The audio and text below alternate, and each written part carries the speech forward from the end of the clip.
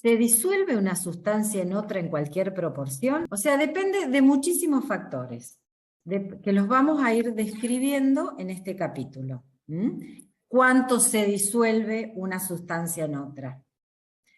Esto, cuánto se disuelve una sustancia en otra, depende de varias variables que vamos a ir mencionando a lo largo del desarrollo de este capítulo. Y yo acá les puse un ejemplo con cantidades. Cloruro de sodio, que es una sustancia que ustedes conocen. Les planteo dos situaciones. Una situación donde añadimos 30 gramos de cloruro de sodio en 100 gramos de agua, lo agitamos y obtenemos una solución. O sea, a la vista obtenemos una solución. Todo el cloruro de sodio observamos que se disolvió.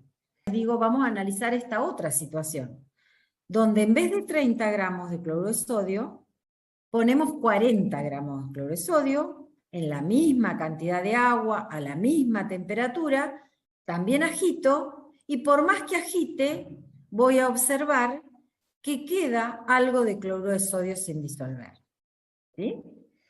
Esta situación es real, ocurre eso.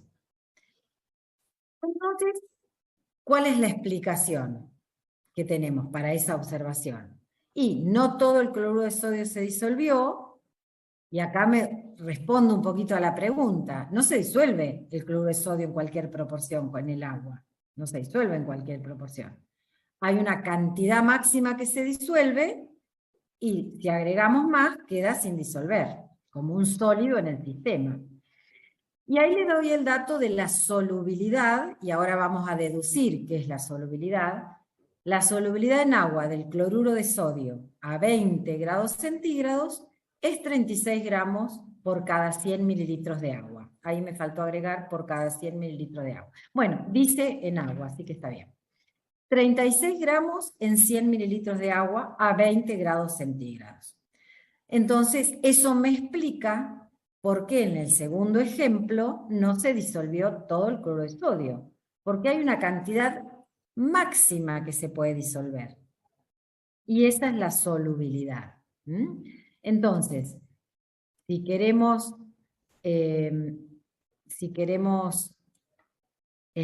digamos, redactar el concepto de solubilidad, ¿qué diríamos que es? Es la máxima cantidad de una sustancia que se disuelve en una determinada cantidad de solvente o disolvente a una determinada temperatura. La solubilidad para el cloruro de sodio es 36 gramos por cada 100 gramos de agua. ¿Qué es esa cantidad? 36. Es la máxima cantidad de soluto, en este caso cloruro de sodio, que se puede disolver en 100 mililitros de agua, o sea, en una determinada cantidad de solvente o disolvente, a 20 grados centígrados, decía el cloruro de sodio, es decir, a una determinada temperatura. Después vamos a ver por qué es importante decir a qué temperatura está expresada la solubilidad o analizamos la solubilidad de una sustancia en otra. Dice, hay que indicar a qué temperatura, ya podría anticiparles que la solubilidad es dependiente de la temperatura. O sea, cambia si cambia la temperatura.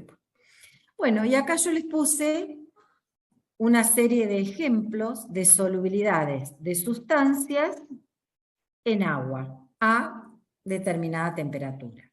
Por ejemplo, la solubilidad del carbonato de calcio dice 1,53 por 10 a la menos 3 gramos en 100 gramos de agua a 25 grados. Muy poco, Sí, o sea, es coincido. 1,53 miligramos en 100 gramos de agua. Fíjense, compárenlo con lo que hicimos recién, que era, se disuelve en 36 gramos de cloruro de sodio en 100 gramos de agua. Se disuelve muy poco. Podemos decir entonces que el carbonato de calcio es poco soluble en agua, ¿sí? Después les puse como segundo ejemplo la solubilidad del sulfato de bario, es 2,4, esto lo saqué de una tabla, ¿no? 2,4 por 10 a la menos 4 gramos en 100 gramos de agua a 20 grados. También puedo inferir que se disuelve muy poco en agua. Y si lo quiero comparar con el carbonato de calcio, tendría que tener el dato a igual temperatura. No lo tengo, pero lo tengo un poquito cercano. Podría decir que es menos soluble aún que el carbonato de calcio, pero para ello tendría que tener el valor de la solubilidad a igual temperatura. Después les puse otro ejemplo, que es de la sacarosa. La solubilidad en agua es 203,9 gramos por 100 gramos de agua a 20 grados. ¿Qué podrían decir de este soluto? Que se disuelve mucho, Se poco. disuelve en gran proporción. En gran proporción, 200 y pico gramos por cada 100 gramos de agua es mucho. Y bueno, y el ejemplo del cloruro de sodio que ya se los había dado cuando les describí lo anterior.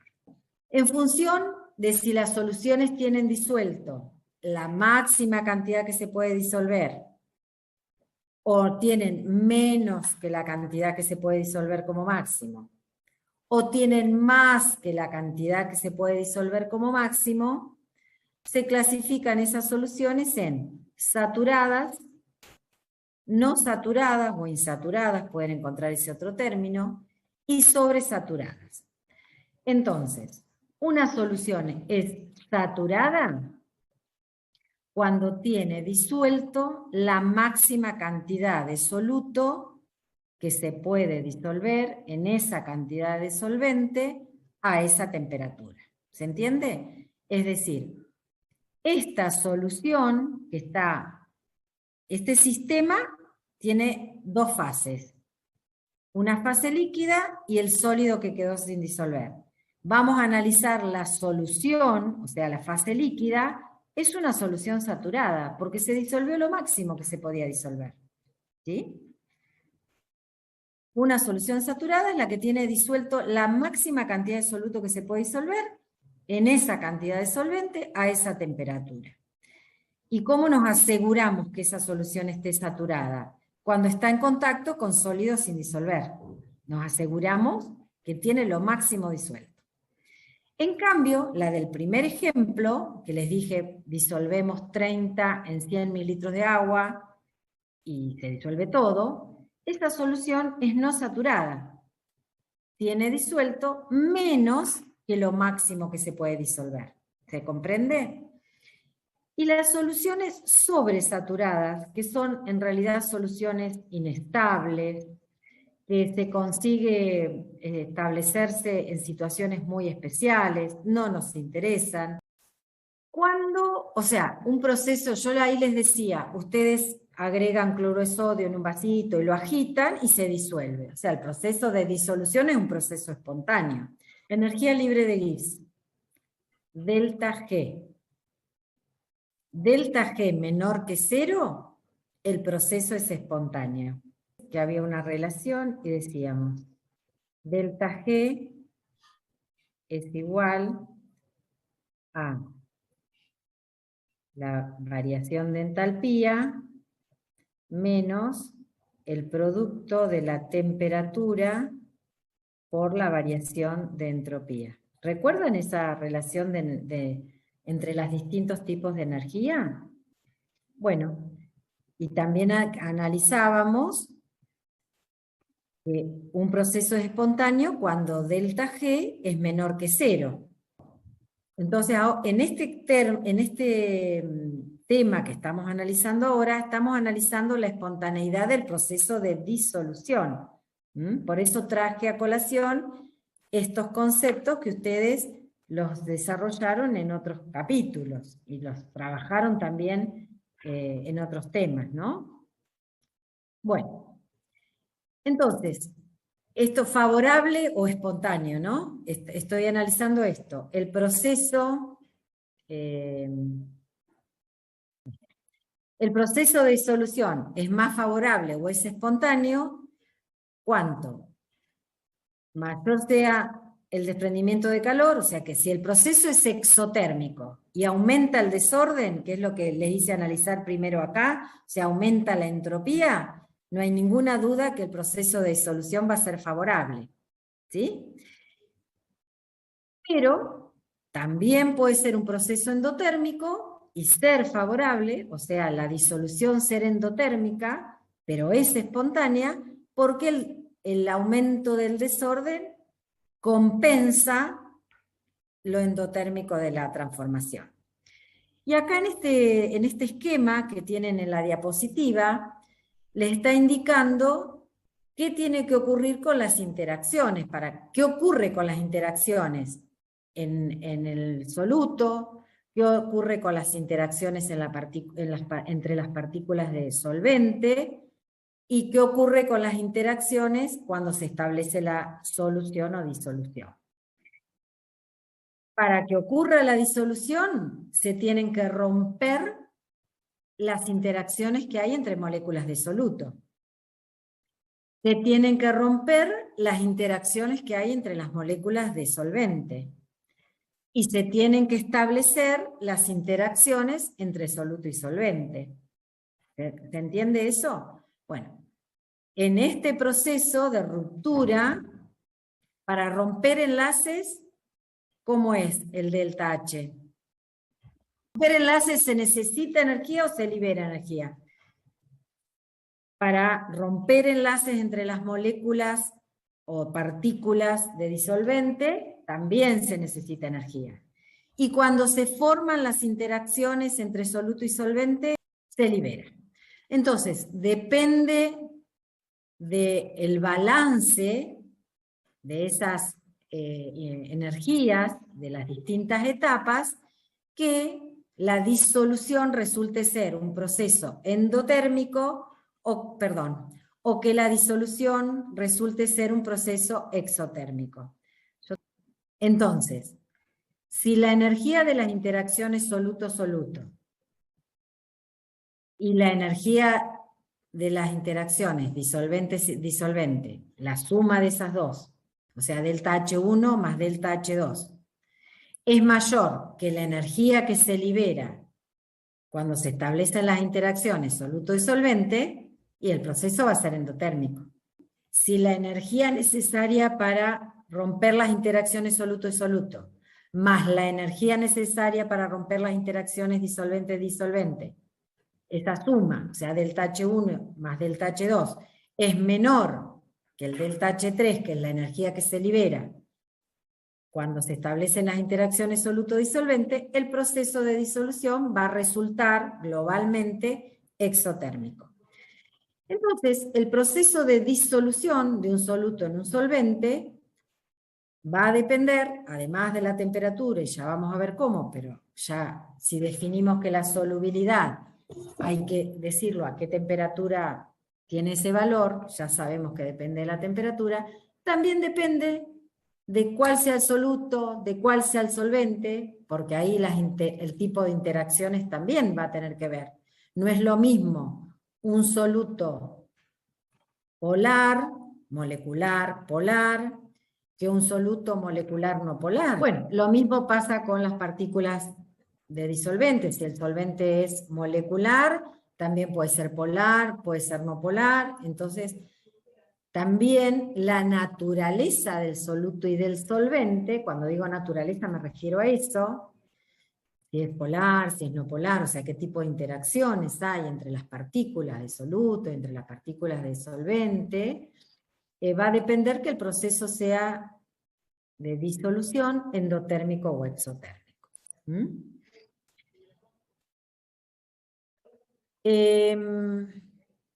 Bueno, y de acá podemos decir en forma general, esto que está en la diapositiva es en forma general, que si el soluto es no polar,